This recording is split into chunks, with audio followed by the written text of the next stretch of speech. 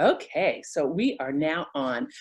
This is the very first in a series of Meet Your Expert. And so I'm really, really happy to have Denise with us today. And really, this is just very low key to give the parents some information about what we do and your expertise. So Denise, thank you so much. I'm going to let you introduce yourself because you can do it so much better than I can. Okay, well, great. My name is Denise DeRosa, and I run digital wellness workshops. So I'm a digital wellness coach.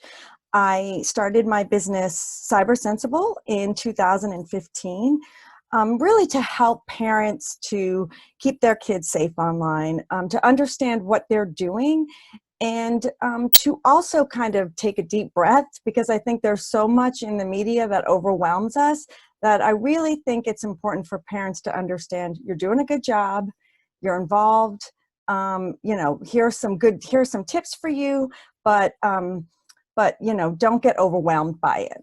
Okay, no, that's a fantastic message. That's something that I say quite regularly about don't panic, just parent, Yeah. But what I also think is particularly interesting is your background, because you have a master's degree in communication, culture and technology from Georgetown University, and 15 years plus of experience, like with all the media people. So, I mean, how does this help you, this background, with technology and culture? How does that help you with what you advise parents? Well, I think it gives me a different perspective from where some others in the industry are coming from, like psychologists and stuff, who bring a very valued perspective to this.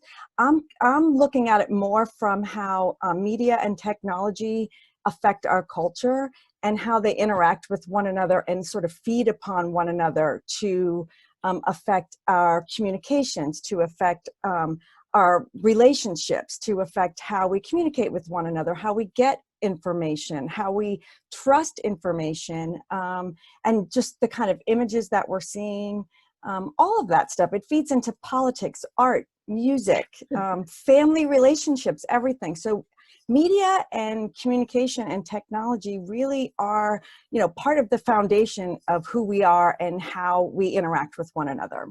And I completely agree. And I think that's probably the biggest strength that I have in this digital parenting community on Facebook is that the experts their backgrounds are so varied. I mean, yours is media and communication and culture. Mine is law and technology. We have others who are psychologists, others who are cybersecurity experts. I don't have a pediatrician yet. So if you have any pediatrician friends, let me know, because I think that, we all bring something to the table. So, So do you run digital wellness workshops, and this is in your area? Where are you located? What state? So I'm in Bethesda, Maryland, which is just outside Washington, D.C. So I'm about 15 minutes outside the capital. Okay. And but I go really anywhere. So anywhere that somebody wants to invite me to have me come, stay for a couple of days, because I don't just talk to parents. I talk to students as well. So students from kindergarten all the way up through, I've done college talks as well. And they focused a little bit differently. Yeah, so I've done, I did, one for an athletic team, a college athletic team, talking about really how they needed to be thoughtful and mindful of what they're sharing on social media. Was this after some of the scandals where the athletes were getting caught with their tweets from years and years beforehand? Yeah. So there was that sort of had fed into it. And I also had I'd been involved in a discussion where we discussed gender and online like reputation and representation. And it was like a workshop of women and these college leaders, like future leaders. These were college students, but really excelling in their areas. And we got into a great discussion about how women are represented online and how we are affected by what others think about us, see about us, our body images, all of that sort of fed into this really great open discussion about how a lot of what is shared online can be misrepresenting who you really are. Right. Okay. No, I think all those are crucial issues for our parents, the parents of teenagers, of athletes, of cheerleaders, of just, students, of people. So that just brings me to one of my favorite questions. What would be your top 3 tips for parents, or your top 1, your favorite tip for parents? Well, I think the number one, like my number one, is be a good digital role model. And I really think that that takes enormous reflection on the parent's part, because while we sort of roll our eyes at our kids who are talking on their phones or in a group and looking down at their phones and not at one another, I think that we need to recognize that we all do that. Okay, it's not just kids, Right. it's parents too, and it's adults in these settings as well. So, you know, are you at your child's soccer game or recital and looking at your phone? Mhm. And are you sitting at dinner with your family and checking your email? So is it something that you're doing as well? You really need to kind of check yourself. You know, as you're going through the carpool lane and picking up your kids at school, are you on the telephone? Because these are the things that kids say, Right. like, you know, is what they're up against as well. Right. I think there are a Yeah. lot of parents who are cringing right now saying, "Oh, I do that. Oh, I do that." Yeah. But, Yeah. And no, I it's think you're right. Being a good digital role model is huge. For right. myself as well. Yeah, and even in this, you know, in this business, we're all busy, right? And we're all trying to keep up with, you know, requests for us to speak and up on the latest technologies and the latest, you know, app that's got kids in trouble and stuff. So we're all interacting a lot on our devices. So, and we do it because we want to stay up to date, right? Right. So I think that we just need to recognize, you know, that we're all having trouble with limiting our time. Yeah, no, Yeah. I think that's 100% spot on. I think it's Yeah. really true. Just everything that you were saying as far as, you know, checking the feeds and staying up to date. I find myself doing that a lot. And it's so Yeah. easy with a smartphone, you Yeah. know, just to sit there and scroll and take a little peek. And before you know it, you're just sucked in and you haven't realized how much time you've spent. So I think that's Yeah. a really good one. But Yeah.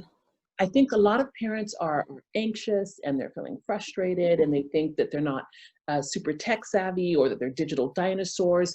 What would you say to reassure them that, you know, really that they are on the right track, they're doing the right things?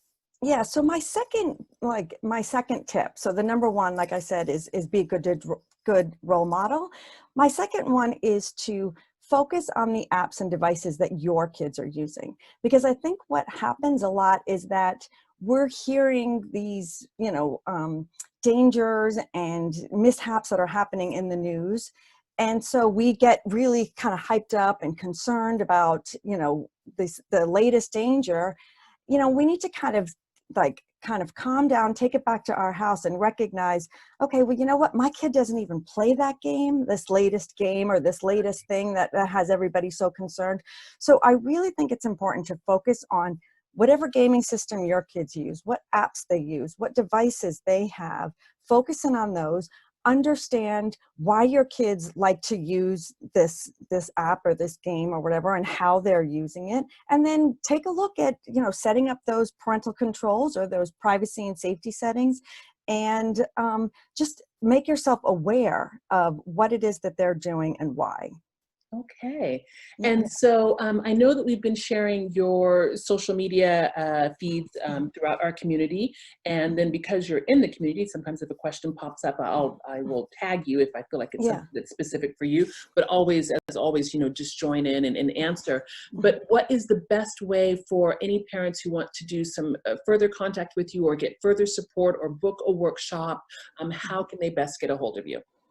So the best way to get a hold of me is you can visit my website, which is cyber-sensible.com. I'm also on Facebook and Instagram at cybersensible, all one word. And I'm also on Twitter at Denise L. DeRosa. So those are my social profiles. Okay. Okay.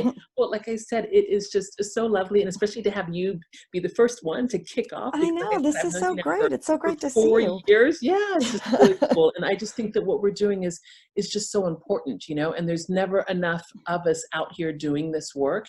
I've seen there's more and more digital parenting, digital wellness experts, and I'm like, you know, I once heard someone say that the ocean is blue. You know, there is enough Yeah. work for all of us. There's so much out there. So I was just really happy to be able to share your resources with the community. So Thank you so much. And thank you. I'll just say one more quick thing Yeah. is that I think it's really important for parents to recognize that, you know, we don't need to be perfect. We need to be practical. And so as long as you're in the game, as long as you're paying attention, you are probably, you know, you're probably helping your kids more than you think. So just don't put your head in the sand. Don't feel overwhelmed. Just dig in, you know, be present. And then I think that you are well on your way to helping your kids. Well, that is going to be your new tagline, because I like that. Don't be perfect, be practical. I love Yeah. it. I'm going to start using it, but I will say that it's from Denise. Okay. All right. Thank Okay. you so much. So Thanks great to so see much. you. And for all of the listeners, please stay with us because there's more videos coming up, and just hang out in the community. Thanks so much. Bye-bye.